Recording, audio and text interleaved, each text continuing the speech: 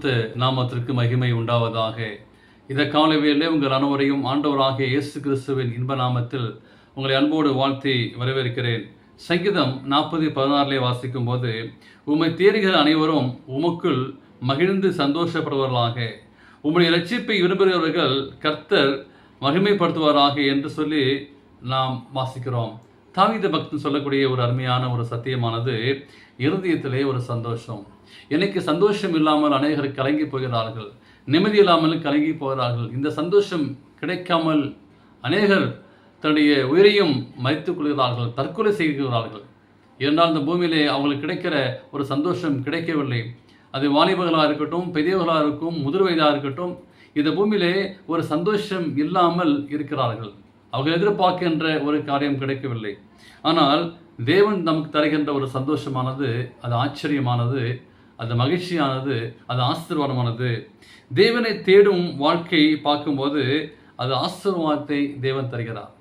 தேவனை தேடக்கூடிய ஒரு வாழ்க்கை ஆண்டவர் அங்கே ஆசீர்வாதத்தை தருகிறார். எனவே தேவனை உண்மையாய் தேடுவதற்கு தேவன் கொடுக்கின்ற ஒரு பெரிய மகிழ்ச்சி, உன்னத ஆசீர்வாதம் என்னவென்று பார்க்கும்போது, சங்கீதம் 14:2 வாசிக்கும் போது, தேவனை தேடுகிற உணர்வுள்ளவன் உண்டோ என்று பார்க்க கர்த்தர் பரலோகத்திலிருந்து அங்கே மனுபுத்திரை கண்ணோக்கிறார். இந்த பூமியிலே நீங்கள் எப்படிப்பட்ட ஒரு வாழ்க்கை வாழ்ந்தாலும் சரி, ஆனால் தேவனை தேடுகிற உணர்வு இருக்கிறதா என்று சொல்லி ஆண்டவர் கண்ணோக்கி பார்க்கிறார். நமக்கு அநேக நேரம் இருக்கும், ஆனால் தேவனை தேடக்கூடிய பிள்ளைகள் ஆண்டவர் அங்கே நோக்கமாக இருக்கிறார். யாரெல்லாம் இன்னைக்கு செவி கொடுத்து அவங்க தேடுகிறார்களோ, ஜெபிக்கிறார்களோ, வேதத்தை வாசிக்கிறார்களோ சொல்லி ஆண்டவர் அங்கேருந்து மனுபுத்தரை அனுப்பி உங்களை எண்ணி சொல்லி நம்முடைய வாழ்க்கை எப்படி இருக்கிறது என்று சொல்லி கண்ணோக்கமாக இருக்கிறார். எனவே தேவனுக்கு பிரியமான பிள்ளைகளே, நம்முடைய வாழ்க்கையிலே ஆண்டவர் தரக்கூடிய ஒரு மேலான ஆசீர்வாதம் சங்கீதம் 34:10 வாசிக்கிறோம், கர்த்தரை தேடுகிறவர்களுக்கோ ஒரு நன்மையும் குறைபடாது. இங்கே தாவீது அருமையான ஒரு வாக்குத்தத்தம் இந்த காலையிலே, கர்த்தரை தேடுகிறவர்களுக்கோ ஒரு நன்மையும் குறைவுபடாது. குறைவில்லாத ஆசீர்வாதத்தை, நிறைவான ஆசீர்வாதத்தை தேவன் தருகிறார். அப்படினால் முதலாவது நம்முடைய வாழ்க்கையிலே தேவன் தருகின்ற முதலாவது ஒரு ஆசீர்வாதம் மனதிலே ஒரு பெரிய மகிழ்ச்சியை தருகிறார்.